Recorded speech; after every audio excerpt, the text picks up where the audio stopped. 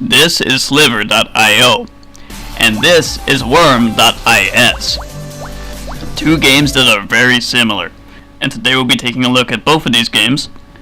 What we're not going to be discussing is which came first, because if you want to go with this style of gameplay and you want to go all the way back to the beginning, well, I know some of you, I certainly do, remember playing this game, Snake, which was a true mobile game, not in the sense of Game Boy, which was a portable game, or Sega Game Gear or something like that, but it was a mobile game as in you played it on your mobile phone, your cell phone, your handy. So instead we'll be taking a look at the key differences between these games, and also what they have in common, which is quite a lot. So the first most obvious difference is one game is browser based, you play it on your web browser, and the other game is available to download on Steam as an executable.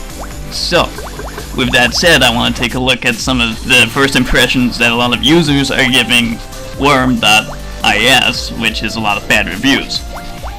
And we can take a look at some of these reviews. They say Sliver.io, but with microtransactions, and that's basically it. But I don't think that's really all there is to it.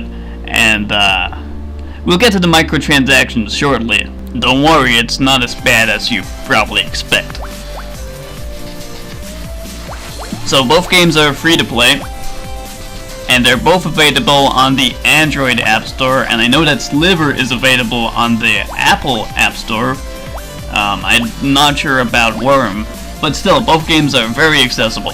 And if you're wondering why my footage of Sliver looks a little bit worse than the footage I have of Worm, that's because I can use Fraps to capture footage of Worm.is.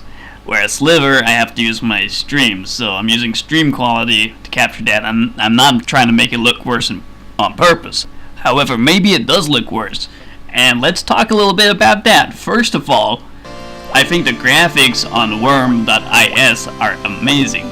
They're very bright, they're colorful, and they stand out a lot more.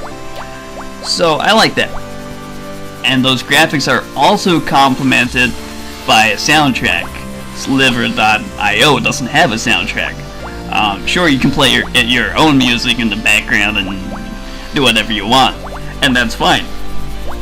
But Worm not only has a soundtrack, but it also has some really cool little sound effects while you pick up other blobs of whatever it is that you're eating. And the thing is, it has all that, which makes it the more engaging game. Not to say that the graphics on Sliver are bad. I think the graphics on Sliver are also cool, but when I'm presented with a much more colorful option, I'll take that. So the next thing to talk about, the most important thing, is the gameplay. The actual gameplay. So, as you can see, it is very similar. It is the same. Essentially the same. You go around picking up blobs, and you try not to run into any other snakes. And you try to make them run into you. And then you take their blobs, and you get even bigger. And the only aim is to see how large your snake can get. That didn't sound right. But you know what I mean. Or do you? Anyway, one thing that Worm.is has over Sliver is it has multiple game modes, which is awesome. In Sliver, there's only the one game mode, and it's exactly the free-for-all that you see. However, in Worm, you have the availability to play on a team-based game mode,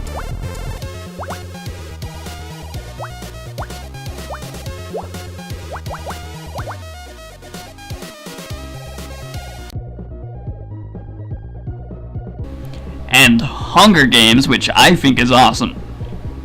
It basically locks you in a room with 10 other players, and the room is locked, no one else can join. And it's basically last man standing. And I think that's a lot of fun, actually. And I think the inclusion of these other game modes, especially Hunger Games, puts Worm ahead of Sliver. And don't get me wrong, Sliver is awesome. But I don't think Worm is really deserving of the harsh criticism that it's getting. And as you saw, one of the reasons for its criticism is the microtransactions. And I'm going to show you what exactly they are. This is it. This is the screen. you can buy coins in-game coins for real-world money. These coins, you find them throughout the game, throughout the levels, and you can pick them up. So it's not forcing you. As far as I can see, it doesn't give you any boosters or premium or something like that. And I don't really think the coin currency is fully implemented yet. I may be wrong, but let me show you what makes me think that. So down here at the bottom of the menu screen, there are these little slots which have the word equip. Right now they're empty. You can't do anything with them just yet, and I don't know what that the game's going to tell you that you can equip, or possibly, I assume it's going to be skins. I assume it's going to be nothing but skins. So you pay money if you want a cool skin, or you can save up in-game gold. It could be boosters, it could be premium, but I don't know that yet. So I don't know why everyone's so up in arms about microtransactions when they aren't even fully fleshed out in the game yet. So give it a chance.